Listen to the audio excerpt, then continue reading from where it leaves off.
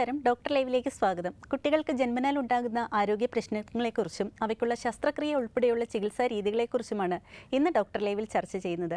ഈ വിഷയത്തിൽ പ്രേക്ഷകരുടെ സംശയങ്ങൾക്ക് മറുപടി പറയുന്നതിനായി തിരുവനന്തപുരം കിംസ് ആശുപത്രിയിലെ പീഡിയാട്രിക് സർജറി വിഭാഗം senior consultant doctor Hariharan doctor ലൈവിൽ അതിഥിയായെത്തിയിരിക്കുന്നു.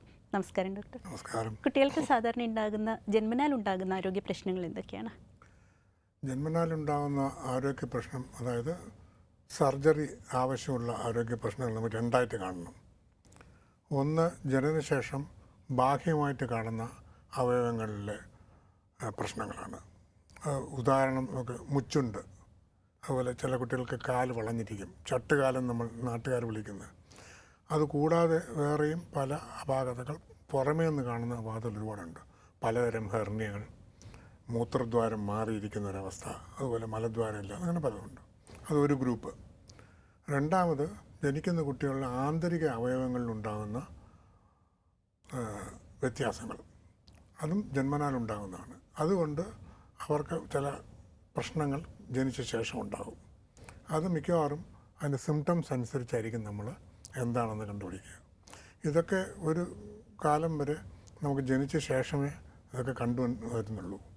ഇപ്പോൾ അൾട്രാസൗണ്ടും അതുപോലെ ലേറ്റസ്റ്റ് ജനറേഷൻ അൾട്രാസൗണ്ട് മെഷീനുകൾക്കുള്ളതുകൊണ്ട് ഗർഭധാരണ സമയത്ത് തന്നെ ഇവയെല്ലാം ഒരു പരിധിവരെ നമുക്ക് കാണാനും മനസ്സിലാക്കാനും അതിന് പ്രസവശേഷം കൊടുക്കേണ്ട പ്രതിവിധികളെ പറ്റി ചിന്തിക്കുവാനും നമുക്ക് സാധിക്കുന്നുണ്ട്.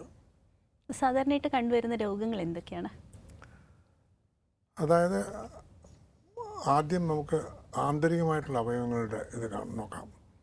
ആന്തരികമായിട്ടുള്ള അവയവങ്ങൾ ഞാൻ നേരത്തെ പറഞ്ഞ പോലെ മുച്ചുണ്ട്, അതുപോലെ അകത്ത് അണ്ണാക്കിൽ ദ്വാരം ഉണ്ടാകും. അതുപോലെ ചില കുട്ടികൾക്ക് വിൻ പൈപ്പ്, അതായത് ട്രക്കിയ, ശ്വാസനാളവും അന്നനാളവും തമ്മിൽ കണക്ഷൻ ഉണ്ടാവും. അതിന് ട്രക്യൂസോഫേഗൽ ഫിസ്റ്റുല എന്ന് പറയും.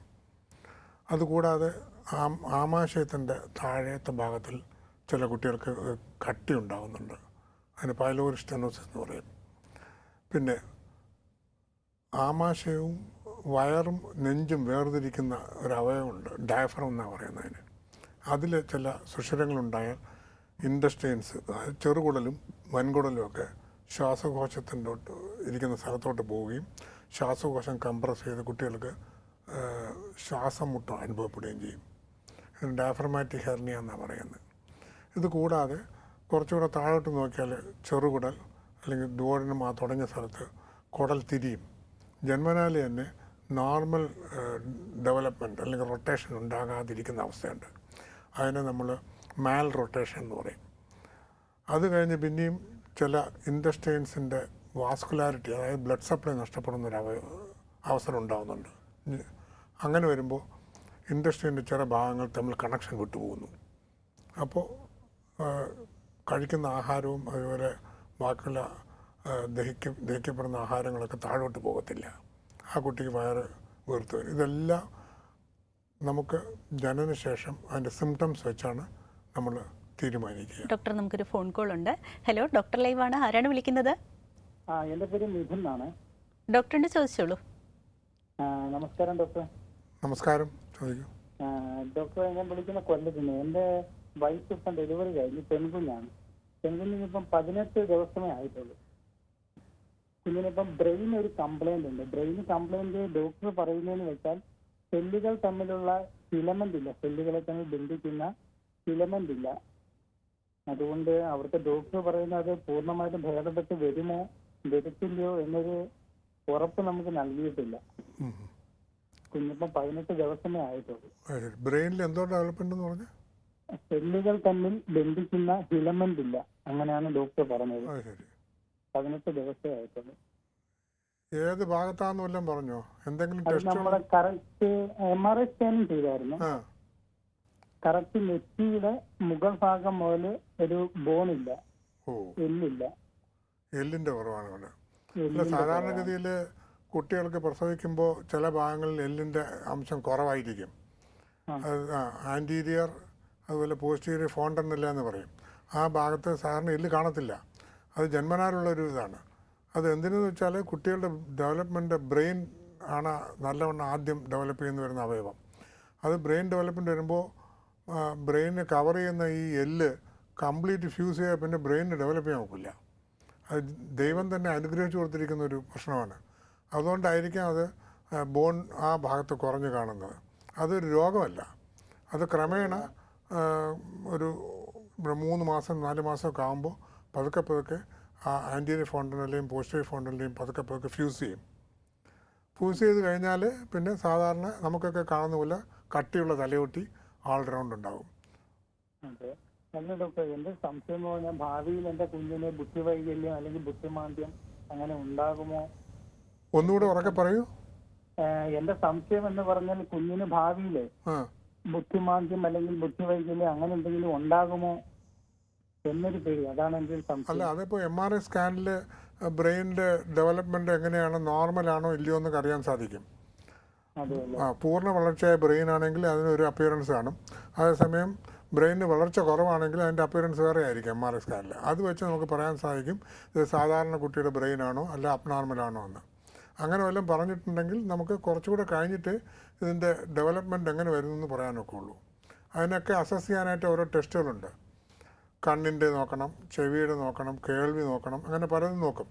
അങ്ങനെ ടെസ്റ്റുകൾ ചെയ്യുമ്പോൾ നമുക്ക് മനസ്സിലാവും ഈ കുട്ടി സാധാരണ ബ്രെയിൻ വളർച്ച ഉണ്ടാകുന്ന സാഹചര്യത്തിലാണോ ജനിച്ചതെന്ന കാര്യം മനസ്സിലാവും.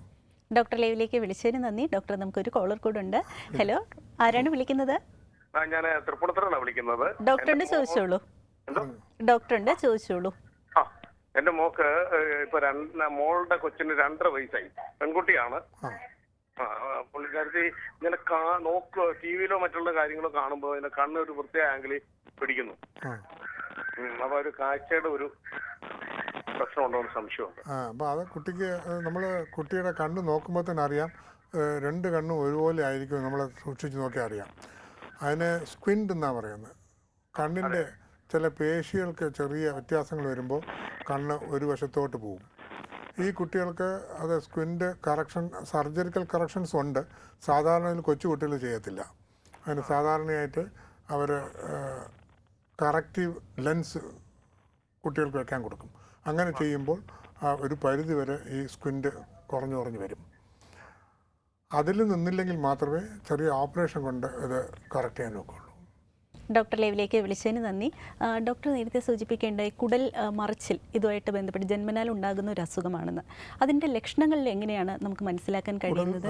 എന്താണ് മറിക്കുന്നത്? ജന്മനാൽ ഉണ്ടാകുന്ന ഒരു അപാകതയാണ്. അതിൻ്റെ ലക്ഷണം എന്ന് വെച്ചാൽ കുട്ടിയുടെ കുടൽ സാധാരണ റൊട്ടേഷനിലല്ല ഉണ്ടാകുന്നത്. അങ്ങനെ വരുമ്പോൾ കൊച്ച് പാല് കുടിക്കുമ്പോഴും പാല് കുടിക്കാതിരിക്കുന്ന അവസ്ഥയിലും മഞ്ഞ നിറത്തിൽ ഛർദ്ദിക്കും. അങ്ങനെ ഒരു മഞ്ഞ നിറത്തിൽ ഛർദ്ദിക്കുന്ന വരുമ്പോൾ ഇത് ഒരു സസ്പിഷനാണ്. അങ്ങനെ വരുമ്പോൾ നമ്മൾ ചെയ്യുന്നത് വെച്ചാൽ എക്സ്റേ ആദ്യമായിട്ട് എടുക്കും. എക്സ്റേ എടുക്കുമ്പോൾ സ്റ്റൊമക്കും അതുപോലെ ഫസ്റ്റ് പാർട്ട് ഓഫ് ഡുവോഡിനും സെക്കൻഡ് പാർട്ട് ഓഫ് ഡുവോഡിനും അതൊക്കെ യഥാർത്ഥ പൊസിഷനിലാണോ നമുക്ക് മനസ്സിലാക്കാൻ സാധിക്കും. സാധാരണ ഇതിൽ കുടൽ മറിച്ചിൽ വരുമ്പോൾ സ്മോൾ ഇൻറ്റെസ്റ്റൈനൊക്കെ കൂടുതലായിട്ടും വലത് ഭാഗത്തായിട്ടാണ് കാണുന്നത്, നോർമലായിട്ട് ഇടത് ഭാഗത്ത് കാണുന്നുണ്ട്. ഇതെല്ലാം നമുക്ക് കൺഫർമേഷൻ ചെയ്യാനായിട്ട് ബേരിയം ടെസ്റ്റുകൾ ചെയ്ത് നോക്കണം, അല്ലെങ്കിൽ ഗ്യാസ്ട്രോഗ്രാഫിൻ കൊടുത്തിട്ട് നോക്കാം. അപ്പോൾ നമുക്ക് സ്റ്റൊമക്ക്, ഡുവോഡിനും അതുപോലെ ചെറുകുടൽ, വൻകുടൽ അതെല്ലാം ശരിയായ സ്ഥലത്താണോ വന്നിരിക്കുന്നതെന്ന് മനസ്സിലാക്കാൻ സാധിക്കും. ഈ കുടൽ മറിയുന്ന കുട്ടികൾക്ക് ആ മറിഞ്ഞിരിക്കുന്ന കുടൽ നമുക്ക് തോർത്ത് നോർമലാക്കാൻ സാധിക്കും. ആ തടസ്സങ്ങൾ മാറ്റി കുടലിൻ്റെ അതാത് ഭാഗങ്ങളിൽ കേന്ദ്രീകരിച്ച് നമ്മൾ ഫിക്സ് ചെയ്യും. അങ്ങനെ ചെയ്യുമ്പോൾ സാധാരണ കുട്ടിയെ പോലെ ആ കുട്ടിക്ക് ജീവിക്കാൻ പറ്റും. ഇതിനുള്ള ചികിത്സാ രീതികൾ എന്തൊക്കെയാണ്? ഇത് സർജിക്കൽ ചികിത്സയാണ് സാധാരണ അവൈലബിൾ ആയിട്ടുള്ളത് കുടൽ മറിച്ചിലിന്. പിന്നെ കുട്ടികളിൽ കണ്ടുവരുന്ന മറ്റൊരു പ്രശ്നമാണ് ഈ വൃഷ്ണങ്ങളിൽ ഉണ്ടാകുന്ന നീർക്കെട്ട്. അത്തരമൊരു സാഹചര്യം ഉണ്ടാകുകയാണെങ്കിൽ എന്തൊക്കെയാണ് അതിനുള്ള ചികിത്സാ രീതികൾ? വൃഷണങ്ങളിൽ കാണുന്ന സാധാരണ വെള്ളക്കെട്ട്, വെള്ളം കെട്ടിയെന്നാണ് സാധാരണ നമ്മൾ നാട്ടുകാർ പറയുന്നത്. അതായത് ഈ വൃഷണം ശരിക്കും ഡെവലപ്മെൻ്റായിട്ട് ഉണ്ടാകുന്നത് വയറിൻ്റെ അകത്ത്, കിഡ്നിയുടെ അടുത്ത് നിന്നാണ്. അവിടെ നിന്ന് ഉണ്ടായ വൃഷണം താഴോട്ട് പതുക്കെ നമ്മൾ വരും. ജനിച്ച കുട്ടികളിൽ ഇമ്മീഡിയറ്റ് ആയിട്ട് തന്നെ നമുക്കത് സ്ക്രോട്ടത്തിൽ കാണണം. ഇങ്ങനെ ജനിച്ച് താഴോട്ട് വരുന്ന ഈ ടെസ്റ്റിസ് അതിൻ്റെ കൂടെ ഒരു ലെയർ പെരിട്ടോണിയവും താഴോട്ട് കൊണ്ടുവരും. അങ്ങനെ വരുമ്പോൾ നമുക്ക് അബ്ഡമൻ, അതായത് വയറും ആ ഭാഗവും അതുപോലെ സ്ക്രോട്ടത്തിലും തമ്മിലൊരു കണക്ഷനായി. ഈ സാക്കിൻ്റെ അകത്തുകൂടെയാണ് ടെസ്റ്റിസ് വരുന്നത്. അപ്പോൾ അബ്ഡമൽ ക്യാവിറ്റിക്കകത്തുള്ള വാട്ടർ പതുക്കെ ഈ സ്ക്രോട്ടത്തിനകത്ത് ഇറങ്ങും. അങ്ങനെ അത് വെള്ളം കെട്ടുവന്ന് നിൽക്കും. ഇത് ഒരു ചില കുട്ടികളിൽ 1-2 മാസം കഴിയുമ്പോൾ തനിയെ തന്നെ അത് കുറയാൻ സാധ്യതയുണ്ട്. കാരണം ഈ വരുന്ന ഭാഗം തനിയെ അടയും പോയി വെള്ളക്കെട്ടും അതുമൊക്കെ നിൽക്കും. അങ്ങനെ നിൽക്കാതിരിക്കുന്ന അവസ്ഥ വരുമ്പോഴാണ് അത് നമ്മൾ ഹൈഡ്രോസീൽ എന്ന് പറയുന്നത്. അങ്ങനെ വരുമ്പോൾ നമ്മൾ ഈ കുടലും ഈ ടെസ്റ്റിസ് വരുന്ന ഭാഗവും അബ്ഡോമിനും തമ്മിലുള്ള ബന്ധമുള്ളതുകൊണ്ട് ആ ഭാഗം അടയ്ക്കും. അതിന് ചെറിയൊരു സർജറി ചെയ്യുന്നു, ഹെർണിയോട്ടമി എന്ന് പറയും. ആ ഭാഗം കെട്ടിക്കഴിഞ്ഞാൽ പിന്നെ ഫ്ലൂയിഡ് താഴോട്ട് വരത്തില്ല. പിന്നെ വന്ന ഫ്ലൂയിഡ് വെളിയിൽ കളയാനായിട്ട് അതിൻ്റെ പുറമേയുള്ള കവചങ്ങൾ നമ്മൾ കട്ട് ചെയ്ത് തുന്നി വയ്ക്കുകയും ചെയ്യും. അതാണ് സാധാരണഗതിയിൽ ഹൈഡ്രോസീൽ എന്ന ഇതിന് ചെയ്യുന്ന ചികിത്സ. ഡോക്ടർ, നമുക്കൊരു കോളർ കൂടെ ഉണ്ട്. ഹലോ, ഡോക്ടർ ലൈവാണ്. ആരാണ് വിളിക്കുന്നത്? കൊല്ലത്തുനിന്ന് ലതിക. ഡോക്ടറോട് ചോദിച്ചോളൂ. ശരി. ഡോക്ടർ, എന്റെ മോനാണെങ്കിൽ എക്സോഫാലസിൻ മേജർ, ഡെക്സോകാർഡിയ, ഈ 2 ഇതും ഉണ്ടായിരുന്നു. ഡോക്ടർ ട്രീറ്റ്മെന്റ് ആയിരുന്നു. കുട്ടിക്ക് ഇപ്പൊ 25 വയസ്സായി. കുട്ടിക്ക് ഇപ്പൊ ആഹാരം കഴിക്കാൻ ഭയങ്കര പാടാ. കുറച്ച് ആഹാരമേ കഴിക്കത്തുള്ളൂ. പിന്നെ ശരിക്കും മെലിഞ്ഞിരിക്കും ഇപ്പൊ മോനെ. അതൊന്ന് സാറിന്റെ അടുത്ത് ചോദിച്ചൊന്ന് ക്ലാരിഫൈ ചെയ്യാൻ. ചികിത്സ എവിടെയാണ് ചെയ്തിരുന്നത്? അവിടെ SIT തന്നെയായിരുന്നു. ഞാൻ തന്നെ ആയിരിക്കും ചിലപ്പോൾ ചെയ്തത്. സാറാ ചെയ്തത്. എക്സോംഫാലോസ് എന്ന് പറയുന്നത് ഒരു ഭയങ്കര ഒരു ഡ്രെഡ്ഫുൾ കണ്ടീഷനാണ്. ജനിച്ചപ്പോൾ തന്നെ നമുക്ക് കാണുന്നത് വയറിൻ്റെ അംബിലിക്കസ്, പൊക്കിൾക്കൊടിയുടെ ഭാഗത്ത് ആ വൃത്താകൃതിയിൽ വ്യാസം കൂടി കുടലെല്ലാം പുറത്തിരിക്കും. അതിൻ്റെ കൂടെ ഡെക്സ്ട്രോകാർഡിയാക്, ഹാർട്ടിനും ഇതുപോലെ പ്രശ്നങ്ങൾ വരാം, അതും തുറന്നിരിക്കും. അപ്പോൾ ഹൃദയവും അതുപോലെ തന്നെ വയറിൻ്റെ അകത്തുള്ള ഭാഗങ്ങളെല്ലാം തുറന്നു കാണുന്നൊരവസ്ഥ. അതിന് ചെറിയ നേരിയ കവചങ്ങളുണ്ടാവും. അപ്പോൾ നമ്മൾ ആ ഭാഗത്ത് കവചങ്ങൾ തമ്മിൽ അടുപ്പിക്കുകയും അതുപോലെ മസിലുകൾ തമ്മിൽ അടുപ്പിച്ച് ഇത് ചേർക്ക് ഇൻഡസ്ട്രീൻ്റെ ഭാഗം താഴോട്ടും ഹാർട്ടിൻ്റെ ഭാഗത്തുള്ള വ്യത്യാസം നമ്മൾ ഹാർട്ടിൻ്റെ കവർ വരത്തക്ക വിധത്തിലുള്ള എല്ലും തമ്മിൽ അടുപ്പിച്ച് വയ്ക്കും. അങ്ങനെ ചെയ്ത ഓപ്പറേഷനായിരിക്കും ഈ കുട്ടിയെ സംബന്ധിച്ച് ചെയ്തിരിക്കുന്നത്. അതിനിപ്പോൾ എത്ര വെയിറ്റ് ഉണ്ട് അവന്? ഇപ്പൊ 48.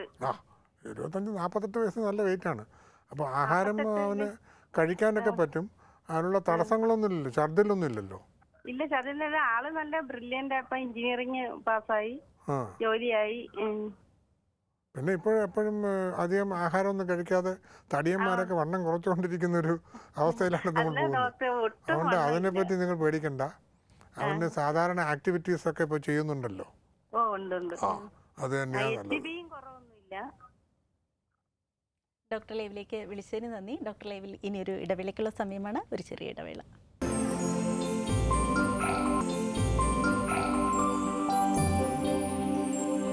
ഡോക്ടർ ലൈവ് തുടരുന്നു. കുട്ടികളിൽ ജന്മനാൽ കണ്ടുവരുന്ന ആരോഗ്യ പ്രശ്നങ്ങളെക്കുറിച്ചും അവയ്ക്കുള്ള ശസ്ത്രക്രിയ ഉൾപ്പെടെയുള്ള ചികിത്സാ രീതികളെക്കുറിച്ചുമാണ് ഇന്ന് ഡോക്ടർ ലൈവിൽ ചർച്ച ചെയ്തുകൊണ്ടിരിക്കുന്നത്. ഡോക്ടർ, സാധാരണ കണ്ടുവരുന്ന മറ്റൊരു പ്രശ്നമാണ് കുടൽ കുരുക്ക്. ഇത് ഉണ്ടാകാനുള്ള കാരണങ്ങൾ എന്തൊക്കെയാണ്? കുടൽ കുരുക്ക് സാധാരണ കാണുന്നത് 6-7 മാസം കഴിഞ്ഞിട്ടുള്ള കുട്ടികളിലാണ്. 5-6 മാസം 7 മാസം വരെ കുട്ടികൾക്ക് മെയിനായിട്ട് ആഹാരം മുലപ്പാലാണ്. അത് അമ്മിഞ്ഞപ്പാൽ അമൃതം എന്ന് പറഞ്ഞ പോലെ രോഗാണുക്കളൊന്നും ഇല്ലാതെ ഒരുപാട് ഇമ്മ്യൂണോഗ്ലോബിനും അതുമെല്ലാം ഉള്ള ഒരു പാലാണ് സാധാരണ കുട്ടി സേവിക്കുന്നത്. 6 മാസം കഴിഞ്ഞാൽ കുട്ടി സാധാരണ മുലപ്പാൽ വിട്ടിട്ട് ബാക്കിയുള്ള ആഹാരങ്ങൾ കഴിക്കാൻ തുടങ്ങും.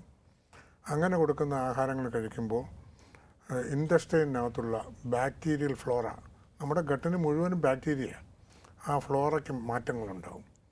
ബാക്ടീരിയൽ ഫ്ലോറ മാറുമ്പോഴുള്ള പ്രശ്നം എന്ന് വെച്ചാൽ നമ്മൾ ഇൻഡസ്ട്രീനിൽ ഈ പേഴ്സ് പാച്ചസ് എന്ന് പറഞ്ഞാൽ ലിംഫ് ഗ്ലാൻഡ്സ് ഉണ്ട്, അവ വലുതാവും. ആ വലുതായി ഈ ഇൻഡസ്ട്രീനകത്ത് പ്രൊജക്റ്റ് ചെയ്ത് നിൽക്കുമ്പോൾ ഇൻഡസ്ട്രീന് വിചാരിക്കും പ്രൊജക്റ്റ് ചെയ്ത് നിൽക്കുന്ന ആഹാരമാണെന്ന് പറഞ്ഞാൽ തള്ളും. അങ്ങനെ തള്ളി അത് പ്രോക്സിമൽ പോർഷൻ, അതായത് ഈ സ്മാൾ ബവൽ, ചെറുകുടൽ, അത് പതുക്കെ തള്ളി നൂർന്ന് അത് വൻകുടലിലോട്ട് കയറും. അതാണ് കുടൽ കുരുക്ക് എന്ന് സാധാരണയായിട്ട് നാട്ടുഭാഷയിൽ പറയുന്നത്. അങ്ങനെ വരുമ്പോഴുള്ള പ്രശ്നമെന്ന് വെച്ചാൽ ഈ കുരുങ്ങിക്കിടക്കുന്ന കുടൽ അതിനകത്തുകൂടെ വേറെ ഫുഡും അതൊന്നും പോകത്തില്ല. അപ്പോൾ ഈ കുട്ടി കഴിക്കുന്ന ആഹാരമെല്ലാം ഛർദ്ദിക്കും. രണ്ടാമത് ഈ കുടൽ കുരുക്ക് ഇങ്ങനെ അഡ്വാൻസ് ചെയ്തുകൊണ്ടിരിക്കുന്ന സമയത്ത് കുട്ടിക്ക് ഭയങ്കര വേദനയായിരിക്കും. സ്പാസം വരുമ്പോൾ കുട്ടി കരഞ്ഞുകൊണ്ടിരിക്കും. അതേസമയം സ്പാസം കുറഞ്ഞു കഴിഞ്ഞാൽ കുട്ടി കരച്ചിലൊക്കെ നിർത്തി നോർമലായിട്ട് കളിച്ചുകൊണ്ടിരിക്കുകയും ചെയ്യും. ഇതുകൂടെ കഴിഞ്ഞ് കുറച്ച് സമയം കൂടെ കഴിഞ്ഞാൽ ഈ കുടൽ കുരുക്കിൻ്റെ എഫക്റ്റ് കൊണ്ട് ഇൻഡസ്ട്രീനകത്തുള്ള ബ്ലഡ് സപ്ലൈ കൺജഷൻ ഉണ്ടായി ബ്ലഡ് ഊസ് ചെയ്യും. ആ ബ്ലഡ് മ്യൂക്കസും കൂടെ ചേർന്ന് മലദ്വാരത്തിൽ കൂടെ രക്തമായിട്ട് വരും. അതിന് റെഡ് കറൻറ്റ് ജെല്ലി എന്നാണ് ഇംഗ്ലീഷുകാർ സൂചിപ്പിക്കുന്നത്. മ്യൂക്കസ് എന്ന് പറഞ്ഞ ഇതും ബ്ലഡും കൂടെ ചേർന്ന് വരുമ്പോൾ അങ്ങനെ ഒരു അവസ്ഥയായിരിക്കും. അപ്പോൾ സാധാരണ ഈ കുട്ടികൾ ഒരു 6-7 മാസം പ്രായമുള്ള കുട്ടികൾക്കാണ് കുടലുറുക്ക് ഉണ്ടാക്കുന്നത്. അപ്പോൾ സിംറ്റംസ് വയറുവേദന, വാ വിട്ട് കരയും, വിട്ട് വരുന്ന വയറുവേദന. അത് കഴിഞ്ഞാൽ അവന് മലത്തിൽ കൂടെ രക്തം പോവുക, അവസാനം ഛർദ്ദിൽ തുടങ്ങുക. അങ്ങനെ ഒരു അവശസ്ഥിതിയിലായിരിക്കും വരുന്നത്.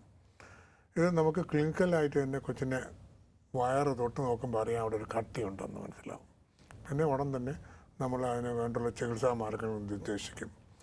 ഡീഹൈഡ്രേഷനും അതും ഇതൊക്കെ ഉണ്ടെങ്കിൽ അതൊക്കെ കറക്റ്റ് ചെയ്തിട്ട്, പണ്ടൊക്കെ നമ്മൾ ഇതിന് സർജറി ആയിരുന്നു ഒരു മാർഗം. കുടൽ കുരുക്ക് ചികിത്സാ രീതികൾക്ക് വരുന്നതിന് മുന്നേ നമുക്കൊരു ഫോൺ കോൾ ഉണ്ട്. സർജറി മാത്രമാണ്. ഹലോ, ഡോക്ടർ ലൈവ് ആണ്. ആരാണ് വിളിക്കുന്നത്? ഞാൻ സുരേന്ദ്രനാണ്, പൊന്നാനിന്നാണ്. ഡോക്ടറിന്റെ ചോദിച്ചോളൂ. പൊന്നാനിന്നാണ്. ഹലോ, ഡോക്ടറിന്റെ ചോദിച്ചോളൂ. ഫോണിൽ തന്നെ ഒന്ന് ശ്രദ്ധിക്കണേ, ടിവിയുടെ ഓളിയോ ഒന്ന് കുറയ്ക്കണം. പൊന്നാനിന്ന് സുരേന്ദ്രനാണ്, മലപ്പുറം ഡിസ്ട്രിക്ട്. പറഞ്ഞോളൂ സാറേ, എന്റെ 2 മക്കളും കേൾക്കുന്നില്ല. ഇല്ല, ഫോൺ കട്ടായെന്ന് തോന്നുന്നു. സർ, ചികിത്സാ രീതികളെ കുറിച്ചുകൂടെ ഒന്ന് അപ്പോൾ പറഞ്ഞു. ഈ സർജറി ആയിരുന്നു പണ്ടത്തെ. പിന്നെ നമ്മൾ ബേരിയം എനിമ റിഡക്ഷൻ എന്ന് പറയും. അതായത് മലദ്വാരത്തിൻ്റെ അകത്തുകൂടെ ബേരിയം കയറ്റി വിട്ട് ഒരു സർട്ടൺ പ്രഷറിൽ അങ്ങനെ ചെയ്യുമ്പോൾ ഈ കുടൽ കുരുക്ക് പതുക്കെ മാറി വരും. ബേരിയം എനിമ റിഡക്ഷൻ എന്ന് പറഞ്ഞിട്ടുണ്ട്. അത് എക്സ്റേ ഉപയോഗിച്ചിട്ടാണ് ബേരിയം എനിമ ചെയ്തുകൊണ്ടിരുന്നത്. ഇപ്പോൾ അതൊന്നും ഇല്ലാതെ അൾട്രാസോണോഗ്രാഫി എന്നുള്ള മെഷീൻ വന്നുകൊണ്ട് അൾട്രാസൗണ്ട് ഗൈഡഡ് ഹൈഡ്രോസ്റ്റാറ്റിക് റിഡക്ഷൻ, നമ്മൾ വാം സലൈൻ ഉപ്പുവെള്ളം വാം ചെയ്ത് മലദ്വാരത്തിനകത്തുകൂടെ അണ്ടർ പ്രഷറിൽ കയറ്റി വിടുമ്പോൾ ഈ കുരുങ്ങിയ കുടൽ പതുക്കെ റെഡ്യൂസ് ചെയ്ത് വരും.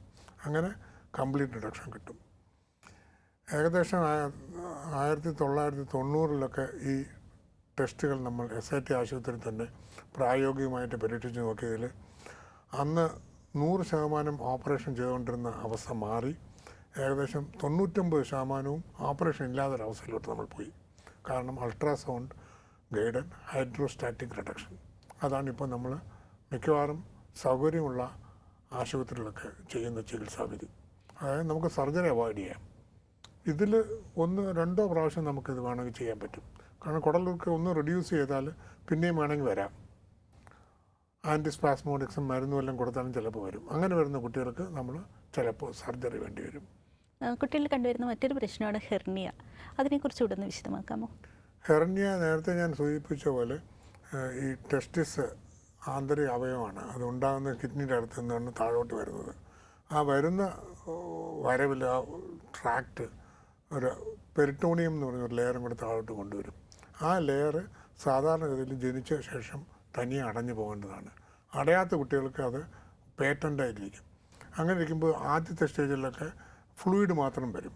പിന്നെ ആ ദ്വാരം വലുതാകും തോറും ഫ്ലൂയിഡിന് പകരം മുകളിലുള്ള ഓർഗൻസ് ഇൻഡസ്റ്റൈൻ, അതായത് ചെറുകുടൽ, വൻകുടൽ, പെൺകുട്ടികളാണെങ്കിൽ ഓവറി, അതുപോലെ ഫലോപ്പിൻ ട്യൂബ്, ഇവയെല്ലാം ഇതിനകത്തൂടെ ഇറങ്ങി വരാൻ സാധ്യതയുണ്ട്.